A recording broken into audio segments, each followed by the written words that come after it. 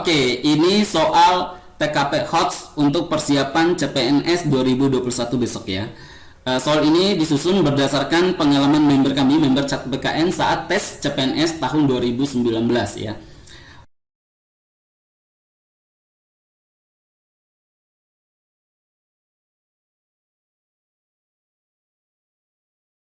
Ada soal P seperti ini, Q seperti ini, terus gimana hubungan antara P dan Q.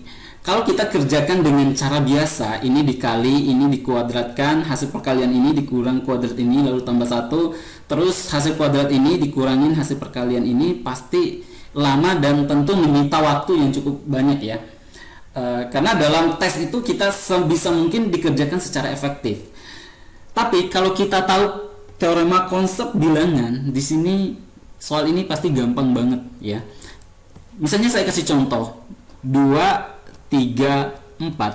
Yang tengah ini saya kuadratkan jadi 9 dibandingkan perkalian yang mengapitnya 8. Kuadrat yang tengah lebih besar dibandingkan perkalian yang mengapit. Contoh lain, misalnya 7, 8, 9. Ini dikuadratkan yang tengahnya 64. Yang ngapitnya saya kalikan nih 63 ya, 7 kali 9 kan 63. Kuadrat yang tengah pasti lebih besar kan dibandingkan perkalian yang ngapit. Nah, coba kita lihat. Ini 320 terus diapit oleh 319 sama 321. Kuadrat yang ini pasti lebih besar perkalian 319 sama 321 ya. Artinya ini lebih besar dibandingkan yang ini, atau yang ini lebih kecil dibandingkan yang ini. Yang kecil dikurangi yang besar pasti negatif, minimal min 1 ya. Negatif minimal min 1. Terus tambahin 1 ini jadi 0 ya. Padahal ini minimal min 1, bisa jadi min 1, min 2 atau min berapa ya. Intinya ini min 1 tambah 1 jadi 0. Ini hasilnya 0 kalau minimal hasil ini min 1. Coba bayangkan dengan yang ini. Ini 200 kuadrat, 200. Ini 200 ini diapit oleh 199 dan 201 ya. Kuadrat yang ini pasti lebih besar dibandingkan perkalian yang ngapit. Artinya yang ini lebih besar dibandingkan perkalian ini, iya enggak? Yang besar kurang yang kecil pasti lebih dari 0. Minimal 1 ke atas ya. Artinya ini lebih besar dibandingkan yang P ini ya. Jadi Q lebih besar dari P ya. Sehingga pilihan tepat adalah yang B. Jadi kalau paham konsep teorema bilangan seperti ini, soal ini pasti mudah ya. Jika X sama dengan 386 dikurang 386 per 2 dan Y sama dengan 386 per 2, maka gimana hubungan antara X dan Y? Oke. Untuk bisa membandingkan X dan Y, kita harus selesaikan dulu nih bentuk ini. Bisa aja kita selesaikan dengan menyamakan penyebutnya, cuma agak kelamaan ya.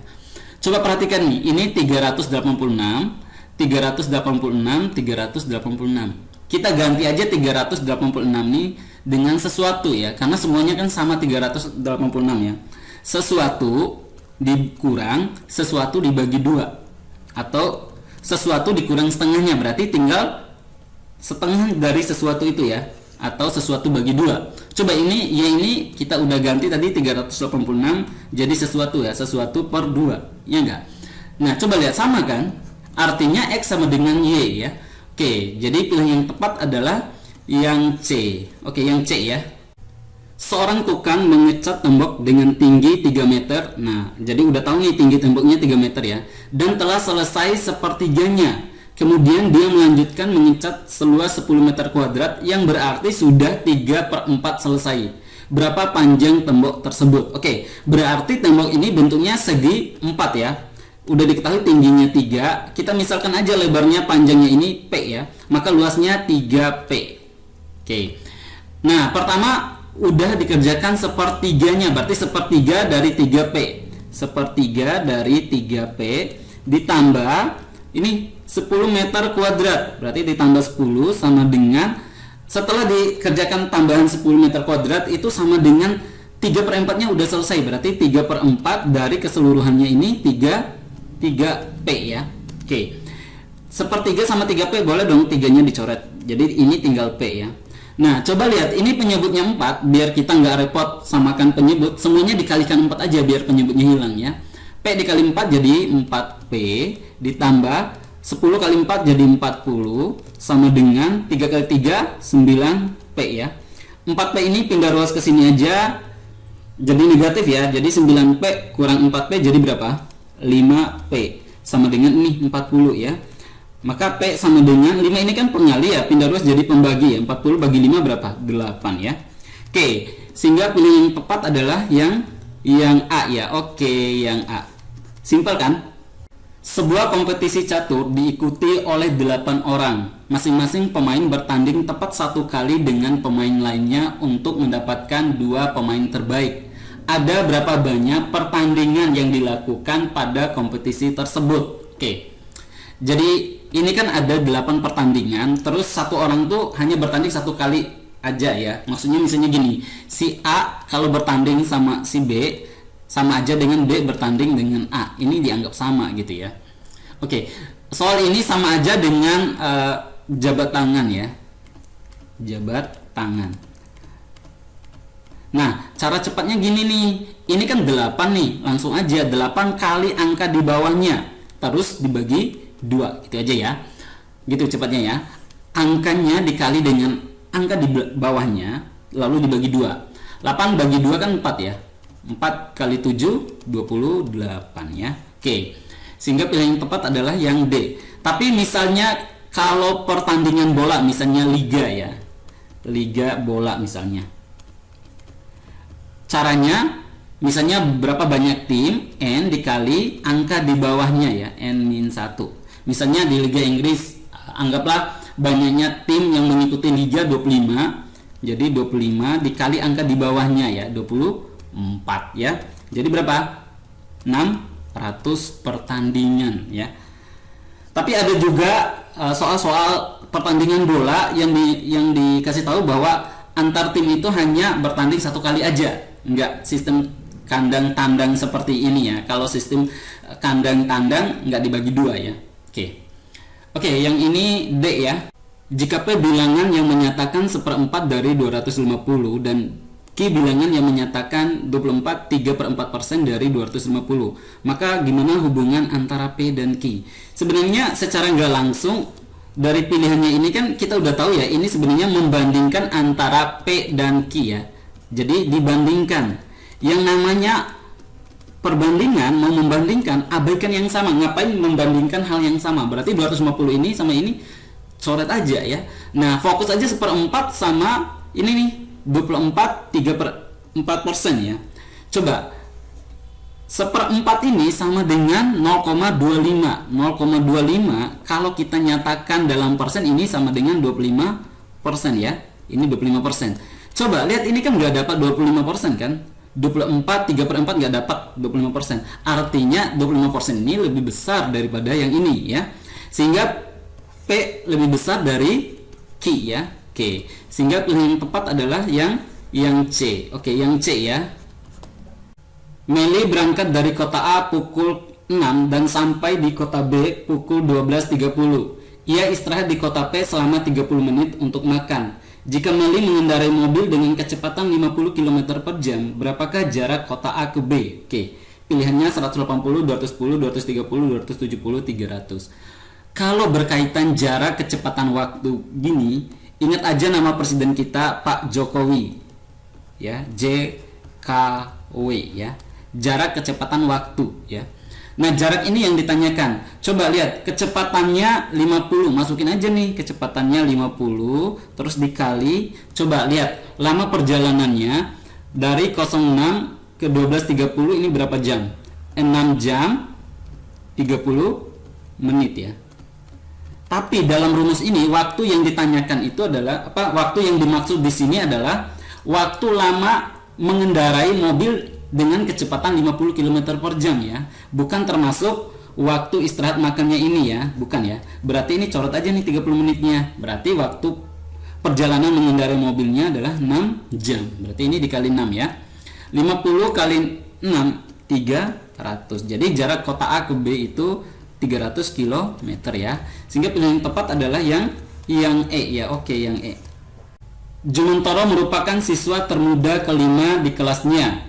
Ada 23 siswa yang lebih tua dari Jumentoro dan ada 2 siswa yang seumuran dengannya. Berapa banyak siswa di kelas Jumantoro? Oke, jadi gini, ini kan kita urutkan dari yang muda.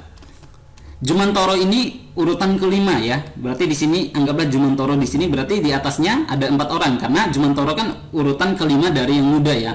Terus kalau dari yang tua ada 23 orang ini yang lebih tua dari Jumantoro. Berarti di sini ada 23 orang ya. Di sini ada Jumantoro dihitung 1 orang, terus ada 2 orang yang seumurannya ya. Tambah 2. Oke. Coba lihat nih, 23 ini kan 3 ya. Tambah 3 berapa? 26. Tambah 4 jadi 30 siswa ya. Jadi banyaknya siswa di kelas Jumantoro adalah 30 orang ya. Oke, pilihan yang tepat adalah yang C. Oke, yang C ya. Alan mendapatkan nilai 80, 66, 59, 89 dan 73 untuk 5 mata pelajaran. Jika Alan menargetkan nilai rata-rata 75, maka nilai yang harus didapatkan untuk mata pelajaran yang keenam adalah kita misalkan aja P ya. Nah, kalau rata-ratanya 75 untuk 6 pelajaran, maka total nilai untuk 6 pelajaran langsung aja nih 75 kali 6.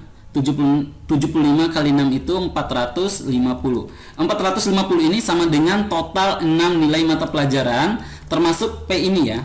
Coba kita jumlahin. 80 tambah 66 144, 144 tambah 59 itu 205, 205 tambah 89, 294, 294 tambah 73, 367. Jadi 367 tapi masih ada P nih, ditambah P sama dengan 450. 367 pindah ruas ke sini aja jadi min ya. Jadi 450 kurang 367 berapa? 83. Maka P sama dengan 83. P yang kita misalkan tadi nilai mata pelajaran yang keenam ya. Maka pilihan yang tepat adalah yang B ya. Oke, yang B.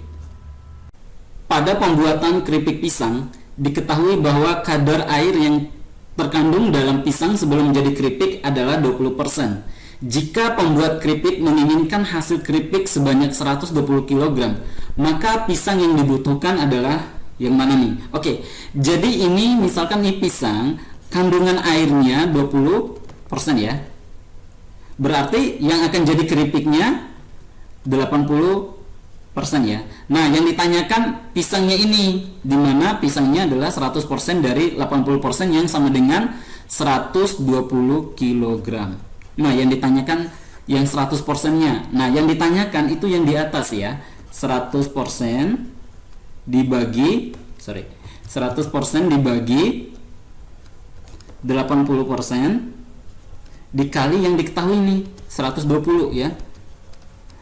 100% sama 80% sama-sama dibagi 20% berapa? Ini jadi 5, ini jadi 4 ya. 120 bagi 4 berapa? 30 ya. 5 kali 30 sama dengan 150 kg. Jadi pisang yang dibutuhkan agar menghasilkan keripik 120 kg itu 150 kg pisang ya. Semua awan mengandung air.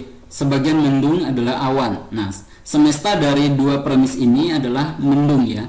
Kenapa semestanya pasti mendung? Karena awan ini bagian dari mendung ya. Oke. Nah, sebagian mendung adalah awan. Jadi ada awan bagian dari mendung, terus ada yang bukan awan ya. Nah, kalau yang ini awan pasti mengandung air karena di sini semua awan mengandung air ya. Artinya sebagian mendung yang berupa awan mengandung air ya. Sebagian mendung mengandung air. Ini yang C, sebagian mendung mengandung air. Yang tepat harusnya yang C.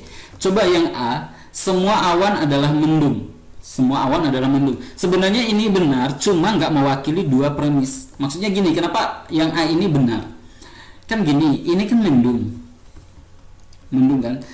Sebagian mendung itu adalah awan, ya. Bisa seperti ini kan? Ini awan, ya. Nah, artinya mendung ini semuanya udah pasti, semua awan ini adalah mendung, tapi nggak semua mendung adalah awan gitu ya. Jadi ini bisa benar kalau nggak ada kesimpulan yang C ini ya. Oke, kalau ini semua mendung mengandung air, bisa jadi yang bukan awan ini mengandung air, tapi kan kita nggak bisa nyimpulkan seperti itu, nggak. Kesimpulannya itu yang udah pasti ya. Ini nggak bisa ya. Semua yang mengandung air adalah awan. Ini salah total ya. Bukan berarti misalnya semua awan mengandung air, terus semua yang mengandung air adalah awan. Enggak, belum tentu ya. Oke, semua yang mengandung air adalah mendung, padahal hanya sebagian mendung aja yang mengandung air ya. Oke, ini kurang tepat ya. Yang tepat harusnya C. Oke, pilih yang tepat adalah yang C. Coba deret angka 89, 86, 81, 74, 65. Kalau sedikit gini harusnya nggak loncat ya, harusnya 89 ke 86 tuh diapain, terus dari 86 ke 81 diapain, 81 ke 74 diapain ya. Bukan loncat satu.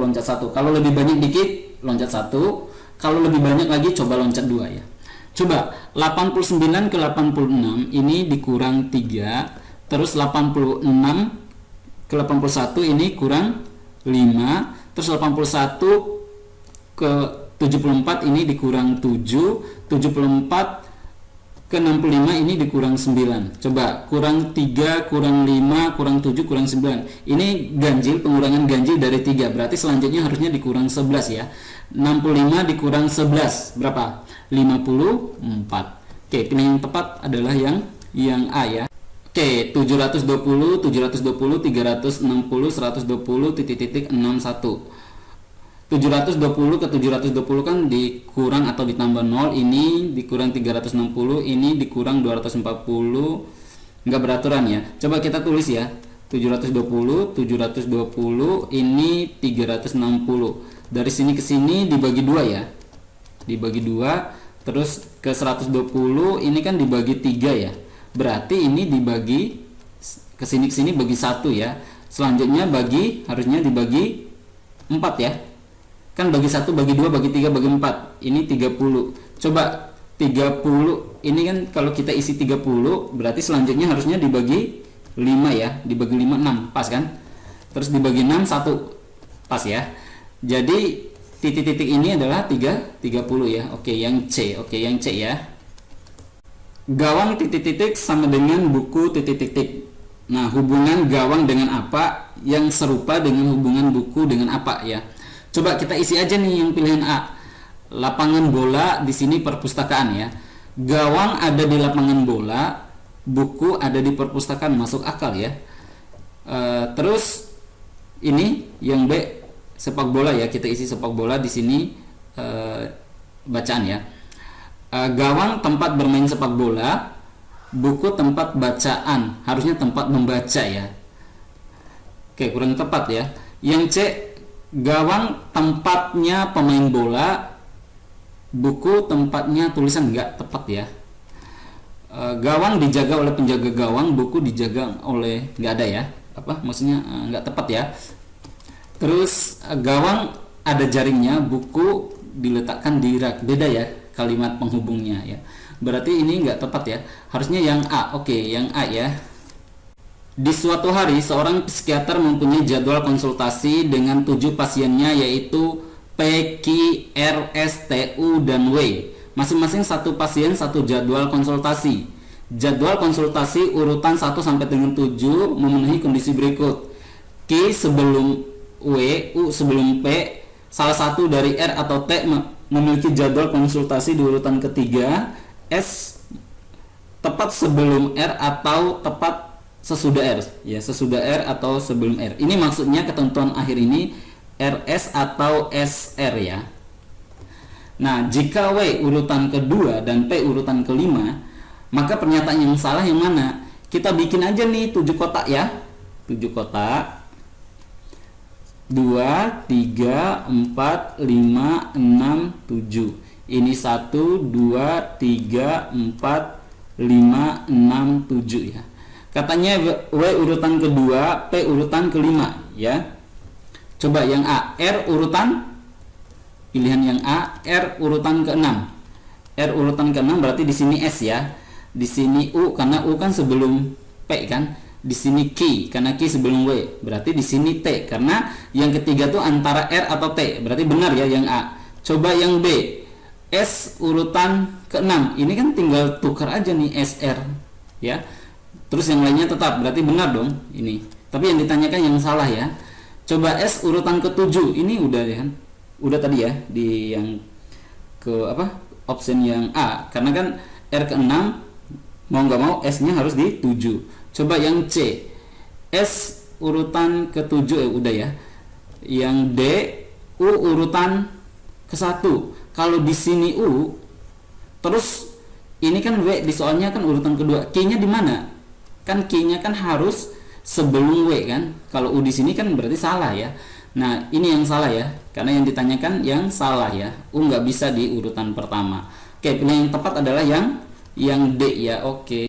Akibat hujan lebat yang terjadi terus-menerus menyebabkan jembatan penghubung suatu desa putus.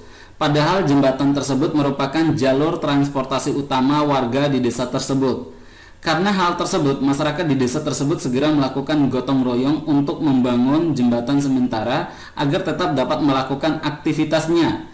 Kegiatan yang dilakukan warga desa tersebut merupakan contoh pengamalan Pancasila sila keberapa? Oke. Sebenarnya di sini ada kata kunci gotong royong ya. Gotong royong ini merupakan salah satu pengamalan dari Pancasila sila kelima ya. Sila kelima yaitu keadilan sosial bagi seluruh rakyat Indonesia.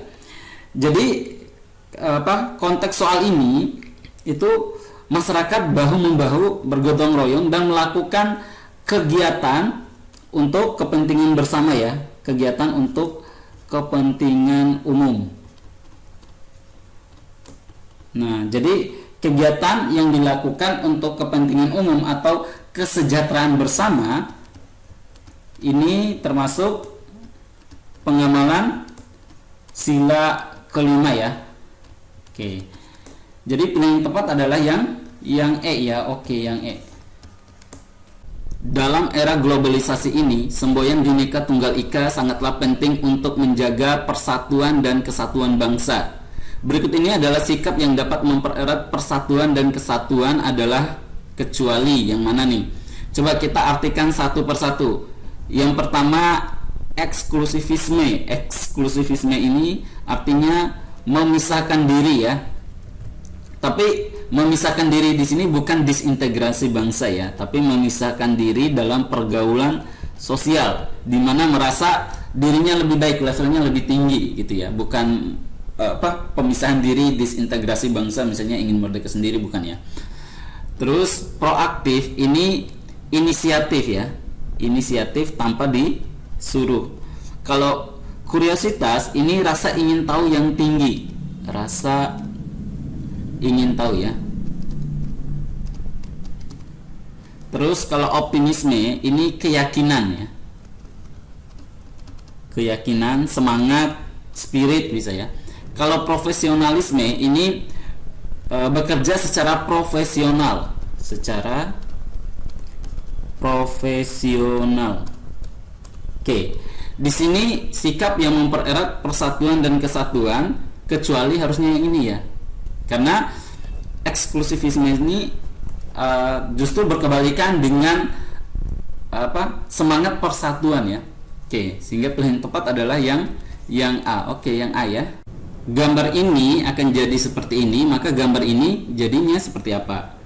Oke, coba lihat dari gambar ini, lingkaran dalamnya kebelah, arah miringnya ke sini ya, belahannya ya. Maka yang B sama D ini nggak mungkin ya. Oke, coba kita lihat nih bentuk yang ini, bentuk yang itu kan sebenarnya bentuk ini kan diputar dulu 90 derajat. Kalau diputar 90 derajat jadi dia tegak ya, tegak kayak gini nih, tegak seperti ini. Nah, ini yang atas geser ke bawah, yang bawah ini gesernya ke atas ya. Akan jadi yang ini dulu nih ke bawah ya, jadi kayak gini ya. Terus yang ini ke atas, cuma pindah posisi aja ya. Nah, seperti ini nih. Nah, berarti ini diputar dulu nih 90 derajat. Kalau diputar 90 derajat ini kan tegak, berarti dia mendatar ya. Jadi gini nih. Nah, jadi gini ya. Nah, ini yang atas turun ke bawah, yang bawah naik ke atas. Jadinya ini ke bawah kan. Jadi gini nih. Terus yang ini naik ke atas, gini. Nah, berarti melingkar kayak gini ya. Kalau ini kan melingkarnya tegak ya. Ini enggak tepat ya. Kalau ini enggak ditukar, hanya putar 90 derajat aja, ini kurang tepat ya. Maka pilihan yang tepat adalah yang E ya. Oke, ini soal TKP HOTS untuk persiapan CPNS 2021 besok ya. Soal ini disusun berdasarkan pengalaman member kami, member Chat BKN saat tes CPNS tahun 2019 ya. Coba kita baca soalnya. Anda bekerja di Dinas Kependudukan dan Catatan Sipil suatu daerah. Pada waktu semua pegawai kantor pulang, hanya ada Anda yang sedang keluar dari kantor serta security yang sedang berjaga. Datang seorang suami istri dan meminta perubahan data kartu keluarga. Mereka ingin pergi ke luar daerah besok lusa menggunakan pesawat terbang dengan membawa bayi berusia 1 tahun. Dikarenakan ada ketentuan dari maskapai penerbangan bahwa setiap anak yang diikutkan dalam penerbangan harus memiliki identitas berupa nama dalam kartu keluarga dan akta kelahiran. Hal yang akan Anda lakukan. Soal ini berkaitan dengan pelayanan publik. Dalam pelayanan publik, hal yang dikedepankan adalah melayani sesuai aturan ya, melayani sesuai aturan. Tapi kita nggak boleh terlalu kaku ya. Misalnya gini, ada orang yang membutuhkan pelayanan dan kebutuhannya itu cukup mendesak ya. Harusnya kita melayani walaupun kita udah mau pulang, udah selesai jam kantor ya. Tapi kasusnya di sini beda ya. Karena pasangan suami istri ini akan berangkat besok lusa ya. Dia baru datang hari ini, berarti masih ada kesempatan besoknya ya. Jadi kita layanin aja sesuai dengan aturan ya. Jelaskan aja bahwa waktu pelayanan kantor untuk data kependudukan sudah tutup dan menyarankan datang kembali besok pagi ya. Dan meyakinkan perubahan kartu keluarga dapat selesai besok dengan cepat ya. Harusnya ini poinnya yang paling bagus ya. Karena kita tetap memberikan pelayanan, maksudnya memberikan solusi atas pelayanan dan kita mengikut aturan ya, mengikuti ketentuan. Kalau udah ditutup pelayanannya ya keesokan harinya ya. Coba yang ini, yang A. Saya akan menjelaskan kepada pasangan suami istri bahwa waktu pelayanan data kependudukan sudah ditutup karena mereka datang terlalu sore dan saya tidak bisa memberikan pelayanan di luar kantor. Ini hanya menyampaikan tapi kurang ada solusi ya. Coba yang B, saya akan menjelaskan kepada pasangan suami istri tersebut mengenai waktu pelayanan kantor untuk data kependudukan serta persyaratannya. Ini lebih informatif dibandingkan yang A. Berarti yang ini lebih baik dibandingkan yang A ya. Coba yang C, saya akan coba menghubungi teman saya pada bagian pemuktahiran data kependudukan. Rekan kerja kita yang udah pulang kita hubungin untuk membantu suami istri ini, dan kondisinya suami istri yang datang ketika jam kantor tutup itu nggak terlalu mendesak karena masih ada waktu besok ya. Seharusnya kita nggak boleh ya, ini mengganggu rekan kerja yang lain ya. Berarti ini harusnya 3, ini 4. Coba kita lihat yang E ya, kita belum lihat yang E. Saya akan menghubungi atasan saya yang bertanggung jawab dalam hal pemuktahiran. Setidaknya ini tujuannya itu adalah meminta arahan. Setidaknya ini lebih baik dibandingkan kita menghubungi teman kita. Setidaknya dengan menghubungi atasan kita mendapatkan arahan dan saran terkait pelayanan yang dibutuhkan oleh pasangan suami istri yang datang ketika jam kantor udah tutup ya.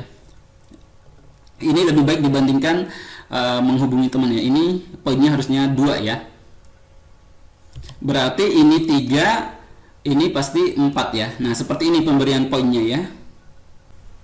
Soal ini sebenarnya pernah dibahas, namun ada beberapa orang yang masih bingung. Ya memang nggak banyak yang bingung, cuma ada beberapa orang, maka perlu saya bahas kembali ya. Coba, semua anggota BEM harus hadir dalam rapat. Maksudnya ini rapat kepengurusan BEM ya. Sementara mahasiswa, maksud dari penggunaan kata sementara ini artinya sebagian, memang nggak lazim penggunaan kata sementara itu. Sebagian mahasiswa adalah anggota BEM. Nah, semestanya, maksud dari semesta itu cakupan lebih luasnya itu mahasiswa. Sebagian dari mahasiswa ini ada yang menjadi anggota BEM. Ini nih anggota BEM nih ya. Ini anggota BEM ya. Ini rapat ini maksudnya rapat kepengurusan BEM tentunya ya, karena semuanya harus ikut kan. Nah di sini bisa kita simpulkan bahwa sebagian mahasiswa rapat ya, ikut rapat. Tapi kalau kalimatnya semua mahasiswa mahasiswa ikut rapat, ini salah ya. Salah ini. Kan hanya sebagian aja yang menjadi anggota BEM. Tapi kalau kalimat E ini semua yang hadir dalam rapat adalah mahasiswa, ini benar ya. Beda kalimat ini sama yang pilihan E ini beda ya. Kalau ini semua mahasiswa ikut rapat, kan ada mahasiswa yang nggak ikut rapat yang bukan anggota BEM. Tapi kalau disebutkan semua yang hadir dalam rapat adalah mahasiswa, iya benar. Karena yang hadir dalam rapat ini kan semuanya anggota BEM yang merupakan mahasiswa. Jadi semua yang ikut di sini adalah mahasiswa nih yang ikut rapat. Ya, semua yang ikut rapat adalah mahasiswa. Tapi nggak sama artinya dengan semua mahasiswa ikut rapat, itu beda kalimatnya ya. Coba seperti ini, saya kasih contoh. Misalnya ada 4 anak laki-laki, terus ada ruangan isinya hanya 2 orang. Nah, terus 2 orang dari 4 anak laki ini masuk ke sini nih. Nah, jadi bisa kita simpulkan sebagian anak laki-laki masuk dalam ruangan, atau yang masuk dalam ruangan semuanya anak laki-laki ya. Tapi beda artinya dengan semua anak laki-laki masuk dalam ruangan, itu salah. Jadi beda kalimat semua anak laki-laki masuk dalam ruangan sama yang masuk dalam ruangan semuanya anak laki-laki, itu beda ya. Jadi pilihan ini yang tepat adalah yang E. Coba yang A ini semua mahasiswa hadir dalam rapat, enggak. Yang hadir kan hanya yang menjadi anggota BEM aja. Semua yang hadir bukan mahasiswa, ini kan semuanya mahasiswa kan ini. Sementara peserta rapat adalah mahasiswa, harusnya ini semuanya peserta rapat ini adalah mahasiswa ya. Harusnya semuanya mahasiswa. Sementara peserta rapat bukan anggota BEM, disebutkan di sini anggota BEM harus ikut rapat, berarti ini salah ya. Memang banyak ada yang milih ini ya, salah paham ya. Salah paham ya. Ini salah ya, kecuali disebutkan gini. Sementara mahasiswa ikut rapat, itu benar ya. Tapi kalau sementara peserta rapat adalah mahasiswa, salah. Semua peserta rapat ini adalah mahasiswa ya. Jadi beda kalimatnya ya.